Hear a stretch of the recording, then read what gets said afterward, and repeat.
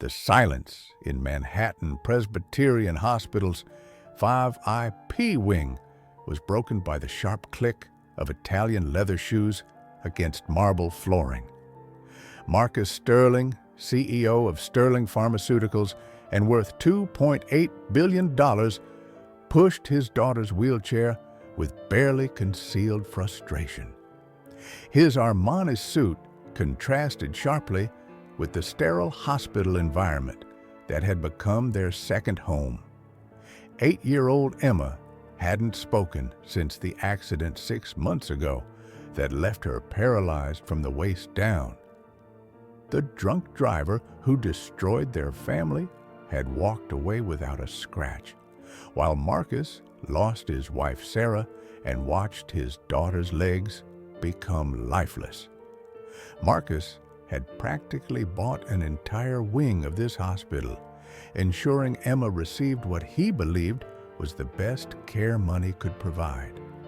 The $15,000 per day private suite, the team of world-renowned specialists, the cutting-edge equipment, none of it had made a difference. Emma remained trapped in silence and steel. "Daddy, my legs feel funny today," Emma whispered, the first word she'd spoken in 3 weeks. "Don't say that," Marcus snapped, his voice harsh with exhaustion and desperation. "The doctors were very clear about your condition, Emma. False hope helps no one." Behind them, Maria Santos quietly mopped the hallway floor, her movements deliberate and respectful. She wore the standard-issue blue uniform that marked her as invisible to families like the Sterlings. She'd worked the night shift here for 3 years, moving through these halls like a shadow, unnoticed by those who mattered. But Maria had been watching Emma Sterling for months, noting things the expensive specialists had missed. The way Emma's left foot occasionally twitched when she was concentrating, how her posture changed when experiencing strong emotions, the subtle muscle responses that suggested far more neurological activity than anyone dared to acknowledge. "Sir," Maria said softly, approaching them with quiet dignity. "Excuse me, but I've noticed your daughter has been showing some encouraging neurological responses." "Excuse me?" Marcus whirled around, his cold blue eyes filled with indignation. "I don't recall asking for input from the cleaning staff. This is a private medical matter." Maria nodded respectfully. "I understand, sir. I just thought perhaps you might want to know that Emma's reflexes show signs of—" "You thought?"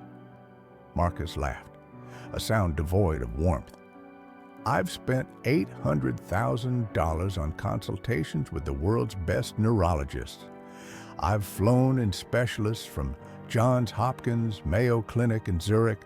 You really think someone who mops floors for minimum wage has something meaningful to contribute to my daughter's medical care?"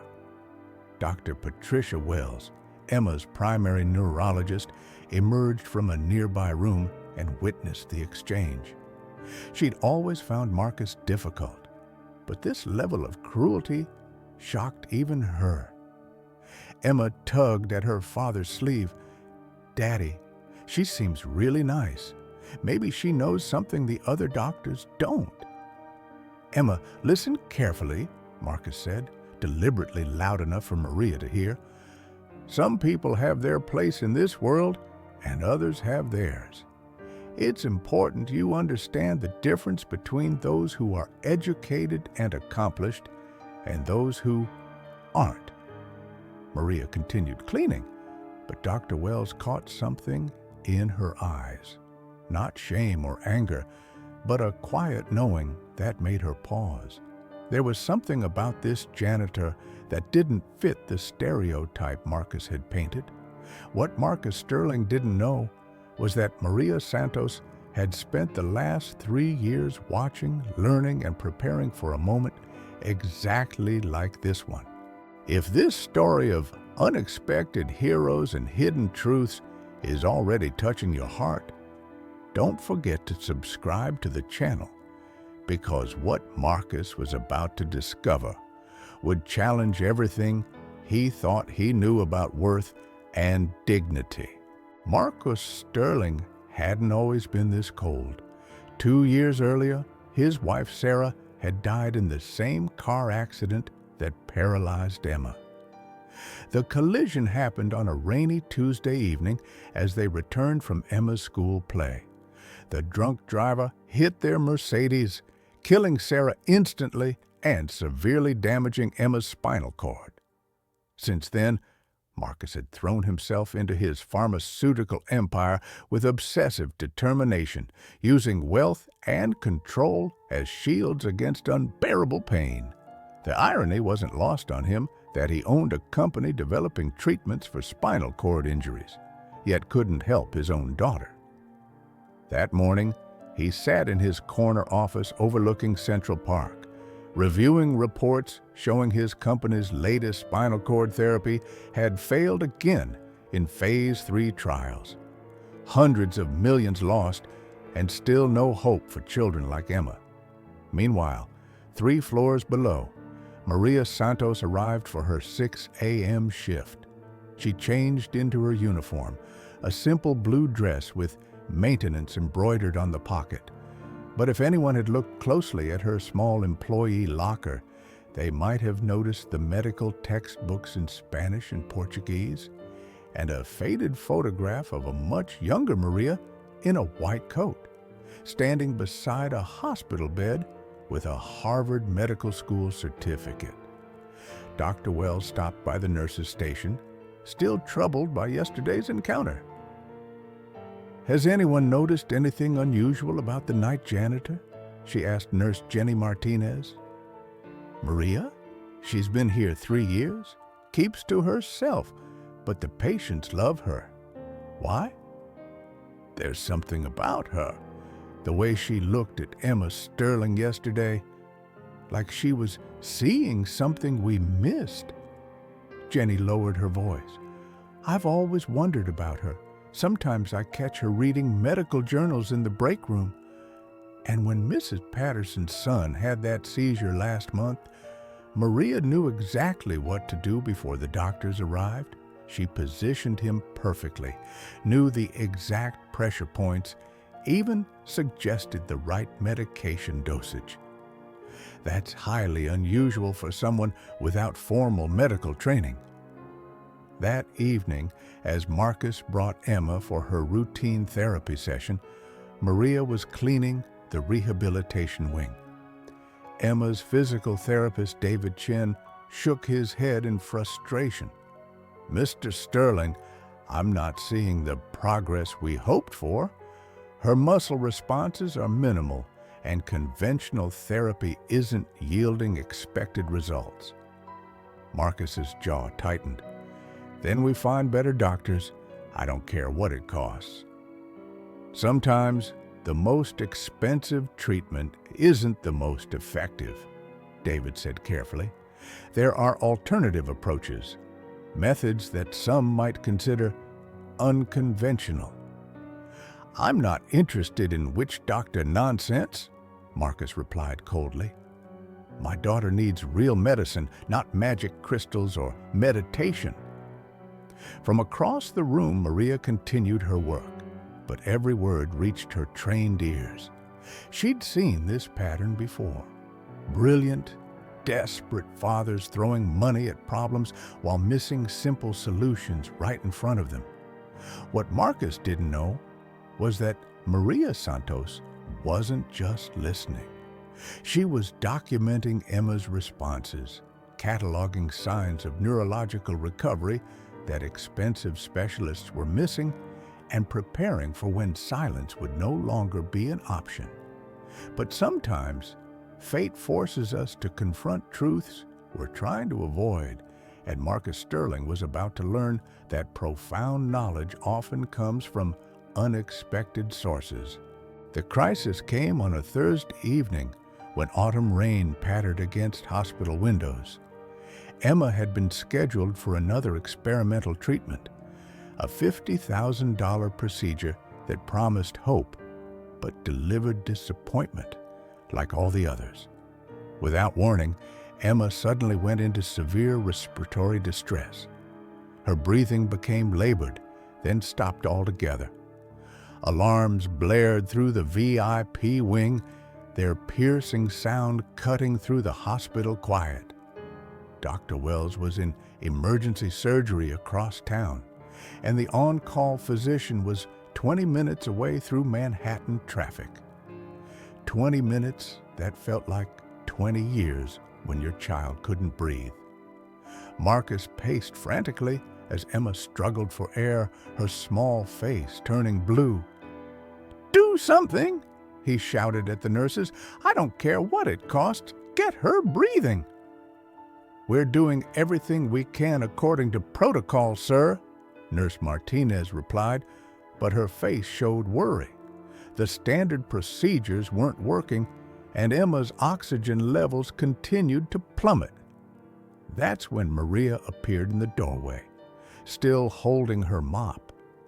She took one look at Emma's condition and immediately identified the problem that had escaped everyone else. "Sir," she said quietly, "may I suggest something that might help?" "Get out!" Marcus roared. "This is not the time for housekeeping. My daughter is dying." Emma's oxygen levels dropped further. The monitors screamed increasingly urgent warnings. "Please, sir," Maria said, stepping forward with quiet confidence. "Your daughter's diaphragm is in severe spasm. If you adjust her position to 30 degrees and apply pressure to the specific nerve cluster here," she indicated a precise spot below Emma's ribcage, "it should restore normal breathing." Nurse Martinez looked uncertain. "I've never heard of that technique." "It's a method developed by Dr. Rodriguez at Sao Paulo Children's Hospital," Maria explained calmly. "Published in the Journal of Pediatric Neurology, April 2019. The technique has a 94% success rate in pediatric diaphragmatic spasm cases." The specificity of her knowledge hung in the air like a revelation. Dr. Wells burst through the doors just as Marcus made a desperate decision. "Do it!" he commanded. "Do whatever she says." Maria stepped forward with practiced grace, gently repositioning Emma and applying precise pressure to the indicated area. Within seconds, Emma's breathing normalized. The alarms stopped. The room fell silent, except for steady, reassuring beeps. "How did you—" Dr. Wells stared at Maria in amazement. "I read medical literature in my spare time," Maria replied simply, backing away as the medical team took over. Later that night, Dr. Wells cornered Maria in the break room. "That technique you used, I looked it up. It's cutting-edge research. Most specialists haven't even heard of it." Maria continued eating her simple sandwich. "Sometimes we learn things from unexpected places, Doctor." "Where exactly did you study medicine, Maria?" "I didn't say I studied medicine." "You didn't have to. I've been practicing for 15 years. I know medical knowledge when I see it." Maria was quiet for a long moment. "Some truths are better left undisturbed, Doctor." "Not this one. Emma Sterling needs help that traditional medicine isn't providing." At that moment, Marcus Sterling stood outside the break room door, having come to thank the janitor who had saved his daughter's life. He heard every word that would change his understanding of everything. The truth has a way of surfacing when we least expect it. And Marcus Sterling was about to discover that everything he thought he knew about knowledge and worth was built on prejudice and lies. The next morning, Marcus Sterling ran a comprehensive background check on Maria Santos using the same elite firm that screened his board members. What he found made his hands shake as he read each devastating line. Dr. Maria Elena Santos Rodriguez, summa cum laude, graduate of Harvard Medical School, class of 2008, Harvard's youngest graduate in 50 years, former head of research at Boston Children's Hospital, published over 30 groundbreaking papers in leading medical journals, had pioneered revolutionary treatments for childhood paralysis that were still being studied worldwide. The report included newspaper clippings from her glory days. Young doctor saves dozens of paralyzed children. Revolutionary treatment offers hope. Worldwide, Harvard's youngest department head breaks medical barriers. Then 3 years ago, she had disappeared from the medical community entirely. No explanation, no trace of what happened to one of the most promising neurologists of her generation. Marcus stared at photographs, the same quiet woman who cleaned his daughter's room, but wearing a Harvard graduation cap and holding prestigious awards. In one photo, she stood beside a young boy taking his first steps after paralysis. The boy's smile was identical to what Marcus desperately wanted to see on Emma's face. That evening, he found Maria in Emma's room, helping his daughter with sophisticated physical therapy disguised as simple stretching. "Why?" he asked quietly. Maria looked up, unsurprised. "Why what, sir? Why are you here? Why are you cleaning floors when you should be running hospitals?" Maria helped Emma settle back into her wheelchair. "Because sometimes we end up where we're needed most, not where we're expected to be. I was cruel to you, unforgivably cruel." "Yes, you were," Maria said without anger. "But grief makes us do terrible things sometimes." Marcus sat down heavily. "My wife Sarah used to say wisdom could come from anyone, anywhere. I stopped believing that after she died." "Your daughter has significant muscle memory in her legs," Maria said softly, her professional voice emerging. "The accident damaged her spinal cord, but not beyond repair. With the right therapy, not expensive equipment, but specific exercises and patience, she could walk again. The doctors said the damage was permanent. The doctors are treating her with traditional protocols that focus on managing injury rather than promoting recovery. Emma's case requires techniques that blend ancient wisdom with cutting-edge research." Emma looked between them. "Are you really a doctor?" she asked Maria. "I was, sweetheart, a long time ago." "Why did you stop?" Maria glanced at Marcus. "Sometimes circumstances force us to make choices we never thought we'd have to make." Over the following weeks, Maria worked with Emma using methods that defied everything Marcus thought he knew about medicine. Ancient pressure point techniques combined with neuroplasticity research, patient stimulation instead of aggressive intervention, hope instead of expensive equipment. Marcus watched in amazement as his daughter began responding in ways the million-dollar medical team had said were impossible. Small movements at first, then deliberate responses, then miraculously, the first intentional step.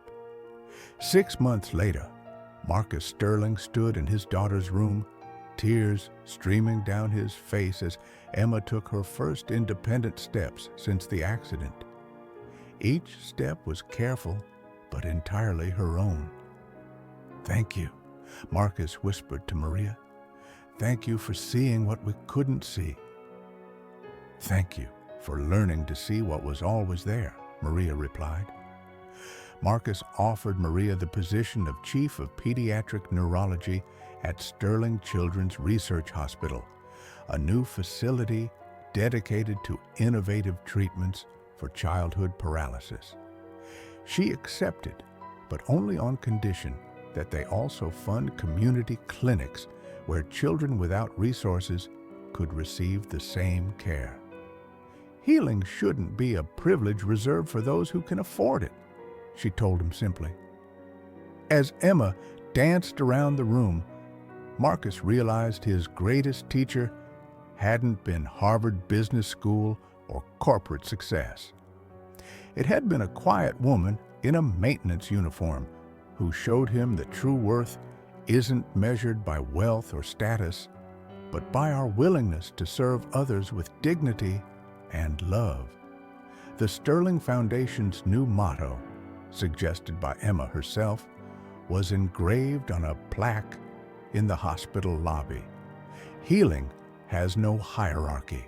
If this story of hidden heroes and the transformative power of seeing beyond appearances has touched your heart, please comment below and subscribe to our channel for more stories that prove the greatest knowledge often comes from the most unexpected places, and that profound healing happens when we recognize the extraordinary in ordinary people around us.